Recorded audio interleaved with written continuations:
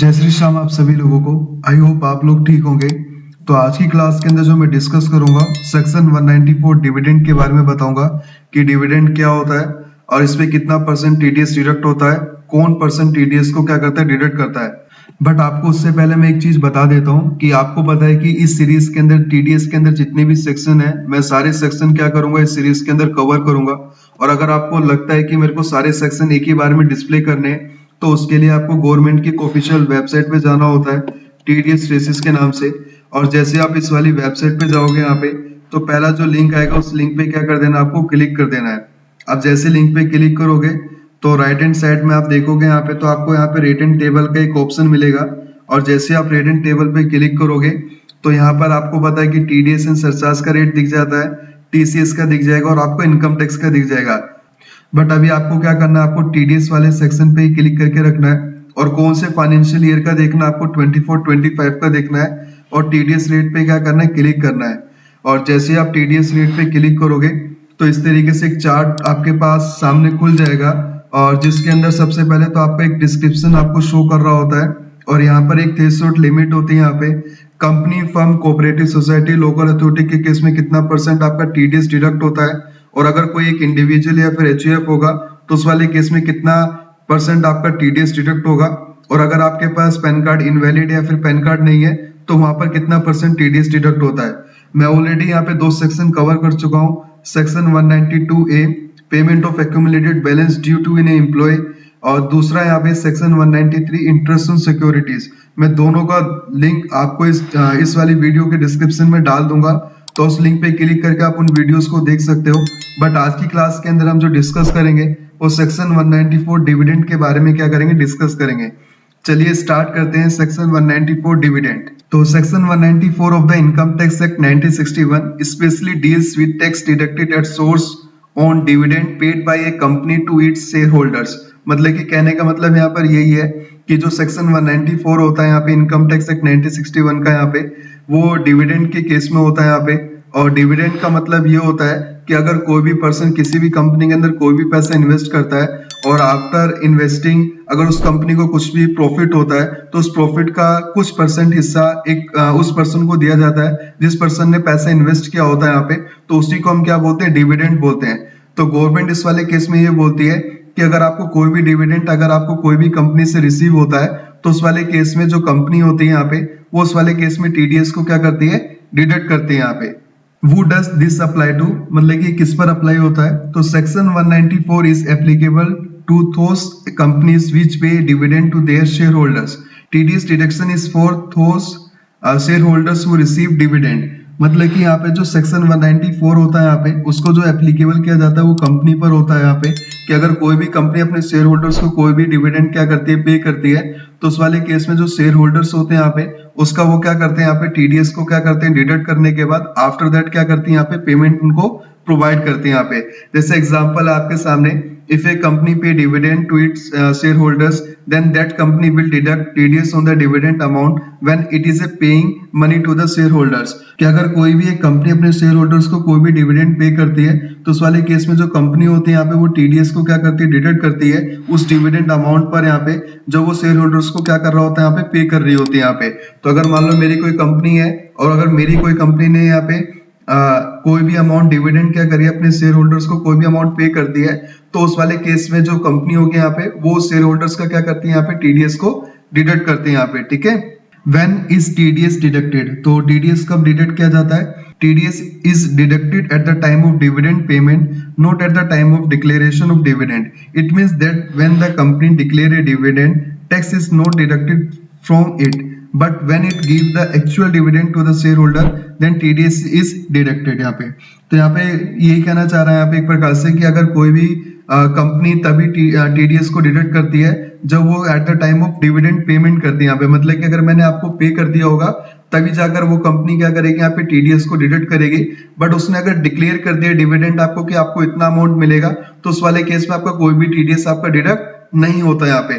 जैसे if the company has declare A dividend in January but has paid the dividend in February then TDS will be deducted in February only when the payment is made। मतलब कि जब इसमें यहाँ पे क्या बोल रहा है यहाँ पे कि अगर कोई भी कंपनी है अगर उसने अपना डिक्लेयर कर दिया डिविडेंड कि जनवरी में आपको मिलेगा, बट कंपनी ने जो पे किया यहाँ पे वो फरवरी में पे किया है, तो उस वाले केस में यहाँ पे क्या होगा, जो टीडीएस आपका डिडक्ट होगा वो फरवरी के केस में एप्लीकेबल होगा, यहाँ पे जनवरी के केस में एप्लीकेबल नहीं होगा। मतलब जब हम उसको क्या करेंगे, यहाँ पे पेमेंट करेंगे तभी जाकर हम क्या करते हैं, यहाँ पे सामने वाले पर्सन का क्या करेंगे, टीडीएस को डिडक्ट करेंगे यहाँ पे, अदरवाइज नहीं करेंगे यहाँ पे। ठीक है, टीडीएस की थ्रेशोल्ड लिमिट क्या होती है यहाँ पे सेक्शन 194 के केस में, तो TDS is deducted only if the total dividend in a financial year is more than 5000. If a shareholder gets one or more dividend in a financial year, then TDS will be deducted if their total dividend amount is more than 5000. तो TDS की जो threshold limit है dividend के case में, तो अगर तुम किसी भी फाइनेंशियल ईयर के अंदर मोर देन 5000 अगर तुम्हें कोई भी डिविडेंड मिलता है, तो उस वाले केस में आपका TDS क्या होता है, आपका डिडक्ट होता है। और अगर मान लो तुम कोई एक शेयर होल्डर्स हो यहाँ पे और तुम्हें मोर देन डिविडेंड तुम्हें मिल रहा है यहाँ पे फाइनेंशियल ईयर में, तो उस पूरे टोटल जो डिविडेंड आपको मिल रहा है यहाँ पे किसी भी कंपनी से यहाँ पे, वो आपको अलग अलग अमाउंट, जैसे मान लो किसी में 2000 मिल रहा है, फिर किसी में 2000 मिल रहा है, फिर किसी में 3000 मिल रहा है, तो इस तरीके से पूरे फाइनेंशियल ईयर के अंदर कितना होगा, मोर देन आपका 5000 हो गया, तो उस वाले केस में भी आपका टीडीएस क्या होता है, आपका डिडक्ट होता है यहाँ पे। जैसे एग्जांपल है यहाँ पे, if a share holders gate A dividend from A company 3 times, मतलब कि किसी कंपनी को 3 टाइम्स उसको क्या मिल रहा है, डिविडेंड मिल रहा है, जिसमें फर्स्ट पेमेंट 2000 की कर रखी है, सेकंड पेमेंट 3500 है, और थर्ड पेमेंट आपकी 1000 है।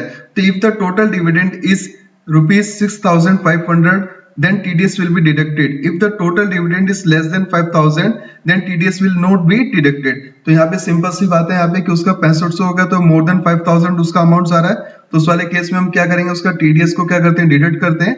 बट अगर मान लो अगर उसका लेस देन अगर 5000 होता, तो उस वाले केस में कोई भी उसका TDS डिडक्ट नहीं करता यहाँ पे। ठीक है, अगर मैं TDS रेट की बात करूं तो the TDS rate is 10% if the shareholders has provided the PAN number. If the shareholders has not provided the PAN number, the company will deduct TDS at the rate of 20%. मतलब कि अगर यहाँ पे सामने वाले पर्सन के पास जो भी शेयर होल्डर्स होता है, अगर उस पर्सन के पास अगर पैन कार्ड नंबर होता है, तो जो आपका TDS रेट होता है डिविडेंड के केस में वो 10% होगा। अगर मान लो सामने वाले के पास पैन कार्ड नंबर नहीं है या फिर वो पैन कार्ड इनवैलिड है, तो उस वाले केस में आपका जो रेट होगा यहाँ पे वो 20% हो जाएगा। जैसे इफ एग्जांपल है यहाँ पे, if a share holders is a getting a dividend of ₹10,000 and he has given the PAN number, तो TDS ₹10,000 मल्टीप्लाई 10%, तो रुपीज कितना होगा, 1000 हो गया। तो amount to be paid the share holders 9000, 10,000 minus में 1000, तो 9000 उसको क्या कर देंगे, शेयर होल्डर को दे देंगे, बाकी का 1000 कंपनी क्या कर दी, अपने पास रखने के बाद आगे जाके गवर्नमेंट को डिपॉजिट कर देंगे यहाँ पे। ठीक है, और if the share holder has not given the PAN number, the company will deduct 10,000 multiply 20%, ₹2000 TDS and the share holder will get 8000। तो अगर मान लो अगर उसके पास पैन कार्ड इनवैलिड होता है, तो उस वाले केस में जो कंपनी यहाँ पे 10,000 का 20% क्या करती है, TDS डिडक्ट करती है। तो TDS कितना डिडक्ट होगा, 2000, और बाकी के जो 8000 है वो आपको शेयर होल्डर्स को प्रोवाइड कर देगी, बाकी का 2000 वो गवर्नमेंट को डिपॉजिट कर देते हैं। ठीक है, TDS इज नॉट एप्लीकेबल, मतलब किस पर आपका TDS एप्लीकेबल नहीं है, तो TDS is not deducted in some situation, कुछ सिचुएशन है जिसमें आपका TDS आपका डिडक्टेबल नहीं किया जाता है, फिर TDS आपका एप्लीकेबल नहीं होता है। तो resident individual should submit form 15G if his taxable income is 0 और form 15H if senior citizen. मतलब कि अगर मान लो कोई भी एक रेजिडेंट इंडिविजुअल है, अगर वो अपना सबमिट करता है फॉर्म 15G, अगर उसकी टैक्सेबल इनकम क्या होती है, 0 होती है, तो उस वाले केस में आपका कोई भी TDS आपका एप्लीकेबल नहीं होता है। और अगर मान लो अगर वो फॉर्म 15H है यहाँ पे, मतलब सीनियर सिटीजन के केस में 15H होता है, और जो नॉर्मल पर्सन होते हैं उनके केस में आपका 15G होता है यहाँ पे। तो अगर सीनियर सिटीजन के केस में भी अगर उसकी इनकम क्या होती है, टैक्सेबल इनकम 0 होती है, तो उस वाले केस में भी आपका TDS आपका डिडक्टेबल नहीं होता है, फिर उस पर एप्लीकेबल नहीं होगा। TDS is not deducted even for a certain specified entities like mutual fund, insurance company और government entities that receive dividend। तो अगर कोई भी म्यूचुअल फंड कंपनी होगी या फिर कोई इंश्योरेंस कंपनी होगी या फिर कोई भी गवर्नमेंट एंटिटी होगी, अगर उसको कोई भी डिविडेंड उसको रिसीव होता है यहाँ पे, तो उस वाले केस में भी आपका TDS आपका डिडक्टेबल नहीं होगा यहाँ पे। जैसे एग्जांपल है, if there is a senior citizen whose total income is below the taxable slab, he can avoid TDS deduction by the submitting form 15H। तो साफ साफ बोल रहा है कि अगर भाई अगर कोई भी पर्सन एक सीनियर सिटीजन है और उसकी जो टोटल इनकम है यहाँ पे बिलो होती है, यहाँ पे जो आपका टैक्सेबल स्लैब रेट होता है आपका इनकम टैक्स का, तो उस वाले केस में वो टीडीएस को क्या कर सकता है, अवॉइड कर सकता है, अगर वो फॉर्म 15H क्या करता है, आपका सबमिट करता है यहाँ पे, ठीक है। रेस्पॉन्सिबिलिटीज टू डिडक्ट टीडीएस, तो किस पर आपकी रेस्पॉन्सिबिलिटीज है कि भाई वो टीडीएस को डिडक्ट करे। द कंपनी और a person responsible for paying the dividend has to deduct TDS while deducting tax. The company has to subtract TDS from the dividend amount and give the remaining amount to the share holder. तो इसमें यही बोल रहा होता है यहाँ पे कि भाई जो कोई भी कंपनी होती है, फिर कोई भी पर्सन होता है, वो रेस्पॉन्सिबल होता है यहाँ पे कि भाई अपना जो भी उसका डिविडेंड है, उस डिविडेंड पे टीडीएस डिडक्ट करने का, ताकि जाके गवर्नमेंट क्या करे, यहाँ पे उसको सबमिट करे यहाँ पे। और साथ ही साथ आपको ये बोल रहा होता है कि जो भी आपका डिविडेंड होता है उसमें से टीडीएस अमाउंट को हम क्या करते हैं, सब्ट्रैक्ट करने के बाद रिमेनिंग अमाउंट हम क्या करते हैं, अपने शेयर होल्डर्स को प्रोवाइड कर देते हैं। जैसे एग्जांपल है, if a company has to give a dividend of ₹10,000 and the TDS is 10%, so then the company will give ₹9,000 to the shareholder and deposit 1,000 TDS to the government। तो जैसे एक example है यहाँ पे काफी अच्छा, कि जैसे अगर आपने कोई डिविडेंड क्या करा है, यहाँ पे आपको रिसीव हुआ यहाँ पे 10,000, तो और उस पर क्या लगेगा, आपका टीडीएस जो रेट लगेगा आपका 10% लगेगा। तो कंपनी क्या करेगी, यहाँ पे शेयर होल्डर्स का यहाँ पे 9,000 क्या करेगी, पे करेगी। बाकी के जो 1,000 है वो टीडीएस क्या कर देगी, यहाँ पे गवर्नमेंट को डिपॉजिट कर देती है, ठीक है। अब इसमें कौन सी टीडीएस हम रिटर्न फाइलिंग करते हैं यहाँ पे डिविडेंड के केस में, तो the company has to file TDS return quarterly, form 26Q is used for this।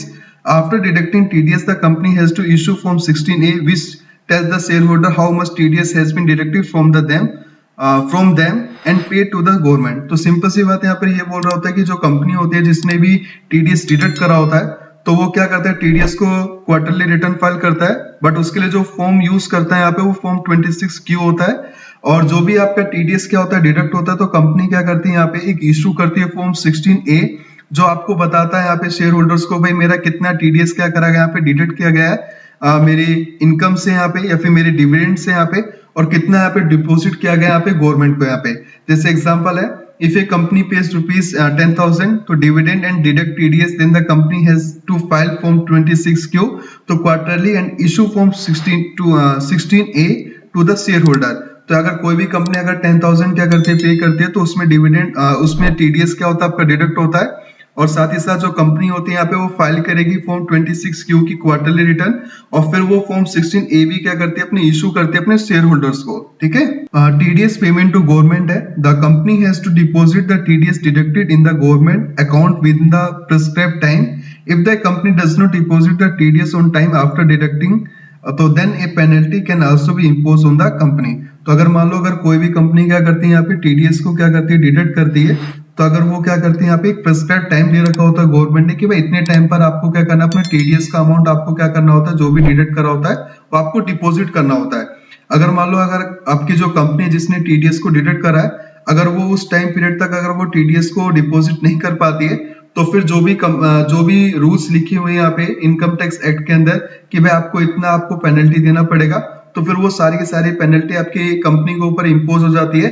फिर उसको कायदे से उतना टैक्स क्या करना पड़ता है, पे करना पड़ता है, साथ साथ उसको पेनल्टी भी पे करना पड़ता है अगर वो क्या करती है, डिले करती है यहाँ पे। तो जैसे एग्जांपल है यहाँ पे, if the company has deducted 1,000 TDS, then it has the deposit ₹1,000 to the government within the prescribed due date. तो ड्यू डेट से पहले आपको क्या करना होता है, ₹1,000 आपको यहाँ पे गवर्नमेंट को डिपॉजिट करने होते हैं। अगर आप डिपॉजिट नहीं कर पाते हैं तो फिर उसके ऊपर क्या लगती है, आपकी पेनल्टी चार्ज की जाती है, ठीक है। एक टीडीएस क्या होता है, एक सर्टिफिकेट होता है फॉर्म 16A। तो form 16A is a TDS certificate that the company give to the shareholder which confirm that TDS has been deducted from that shareholders and paid to the government। तो इसमें यही बोल रहा होता है कि भाई फॉर्म 16A क्या होता है, एक टीडीएस सर्टिफिकेट होता है जो कंपनी क्या करती है, अपने शेयर होल्डर्स को प्रोवाइड करती है, जिसमें एक कंफर्मेशन होता है कि भाई मेरा इतना टीडीएस क्या करा है, यहाँ पे डिडक्ट किया गया है, और इतना अमाउंट क्या करते हैं यहाँ पे गवर्नमेंट को पे करते हैं यहाँ पे।